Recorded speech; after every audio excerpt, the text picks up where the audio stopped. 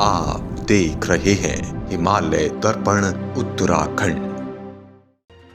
परम पूज्य ज्योतिष पीठ और द्वारका शारदा पीठ के जगत गुरु शंकराचार्य पूज्यपाद स्वामी स्वरूपानंद सरस्वती जी महाराज हरिद्वार के कुंभ में भाग लेने के लिए आज हरिद्वार पधार गए हैं। 97 साल की उनकी शरीर की आयु है, लेकिन इसके बाद भी वे लंबी दूरी तय करके हरिद्वार में आए हैं। कुंभ पर्व पर विगत 80 वर्षों से अधिक समय से वो स्नान करते रहे हैं। इस बार भी स्नान करेंगे और साथ ही साथ यहाँ पर आए हुए श्रद्धालुओं को आशीर्वाद प्रदान करेंगे। यहाँ पर धर्माचार्यों से मंत्रणा करेंगे और सनातन धर्म के लिए जो भी जरूरी निर्णय होंगे वे लिए जाएंगे। ये शंकराचार्य जी महाराज आज पधारे हैं।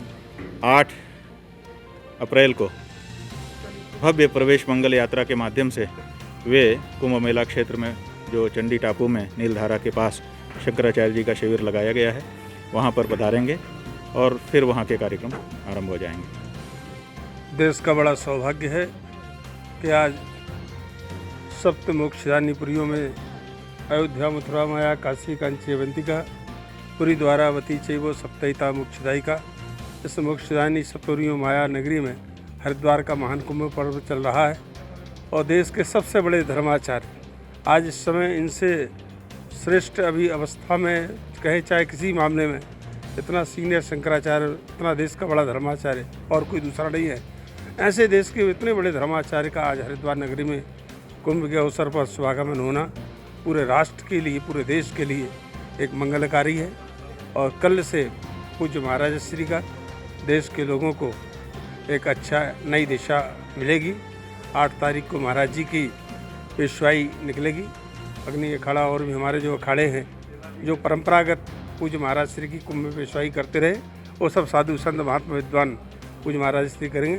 मैं स्वयं अग्नि अखाड़े का आचार्य अपने तमाम अग्नि अखाड़े के साधुओं के साथ आज पूज्य महाराज श्री के शुभागमन पर उनके स्वागत करने के लिए आया हूँ और पूज्य महाराज श्री का जो आदेश होगा उसके अनुसार हम लोग आगे की उनकी जो भी रणनीति रहेगी धर्म कार्यों उसमें हम लोग का पूरा सहयोग रहेगा। हरिद्वार ज्योतिष और द्वारका पीठ के शंकराचार्य स्वामी स्वरूपानंद सरस्वती ने कहा कि कोरोना सरकारी आदेश पर चलता है। पश्चिम बंगाल, आसाम, केरल, तमिलनाडु समेत जिन राज्यों में विधानसभा के चुनाव हो रहे हैं वहां पर कोरोना का कोई प्रभाव नहीं दिखाई दे रहा है, जबकि वहीं लाखों लोगों की रैलियों में प्रधानमंत्री समेत कई मंत्री और राजनेता भाग लेते हैं और जनता को संबोधित करते हैं। वहां पर ना कोई मास्क लगाता है, ना सामाजिक दूरी का पालन करता है और ना ही वहां पर किसी सरकार के कोरोना को लेकर दिशा निर्देश जारी होते हैं। उन्होंने कहा कि इसके उलट हिंदुओं के महापर्व कुंभ मेले में केंद्र सरकार और राज्य सरकार के कोरोना को लेकर दिशा निर्देश जारी होते हैं और लोगों को सनातन धर्म के सबसे बड़े आस्था के पर्व कुंभ में आकर रोकने के लिए सरकार द्वारा कोरोना के बड़े बड़े दिशा निर्देश जारी करते हैं। इससे ऐसा लगता है कि जैसे कोरोना सरकारी आदेश पर चलता है। उन्होंने एक सवाल के जवाब में कहा कि कुंभ में आने से किसी को नहीं रोकना चाहिए। ये पर्व है, मेला नहीं, जो 12 साल बाद आता है। शंकराचार्य ने कहा कि उत्तराखंड सरकार ने देवास्थानम बोर्ड का जो गठन किया है वो बिल्कुल गलत है। हिंदुओं के मंदिरों को ही सरकार क्यों अधिग्रहित कर रही है? उनकी व्यवस्था में सरकारी तंत्र का जाल बिछाया जा रहा है। क्या सरकार मस्जिदों, गिरजाघरों या अन्य धर्म के अनुयायियों के धर्मस्थलों का अधिग्रहण कर सकती है? उन्होंने कहा कि राष्ट्रीय स्वयंसेवक संघ हिंदू धर्म को मानती ही नहीं, क्योंकि संघ परिवार वैदिक धर्म को नहीं मानता। वो ना वेदों पर विश्वास करता है, जबकि हिंदू धर्म का मुख्य आधार वेद है जो भगवान की वाणी है। उन्होंने कहा कि अयोध्या में राम मंदिर नहीं बन रहा बल्कि विश्व हिंदू परिषद का कार्यालय बन रहा है, जिसमें अवैध शंकराचार्य, वासुदेवानंद जैसे लोग शामिल हैं। इसलिए राम मंदिर के मौजूदा ट्रस्ट में चारों पीठों के शंकराचार्य को रखना चाहिए था। उसमें केवल विश्व हिंदू परिषद और उनके समर्थक संतों को रखा गया है। इसलिए राम मंदिर अयोध्या में धर्म विरुद्ध बन रहा है, क्योंकि उसका शिलान्यास दक्षिणायन में किया गया, जबकि भगवान विष्णु के किसी भी अवतार का मंदिर उत्तरायण में ही बनता है, दक्षिणायन में नहीं।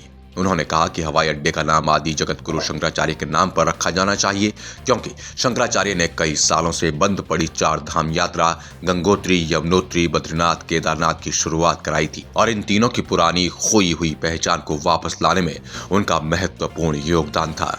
एक सवाल के जवाब में उन्होंने कहा कि मुख्यमंत्री तीरथ सिंह रावत का लड़कियों को फटी जींस से उनको कोई सरोकार नहीं है, परंतु भारतीय नारियों को वही वेशभूषा पहननी चाहिए जो भारतीय संस्कृति का प्रतिनिधित्व करती हो।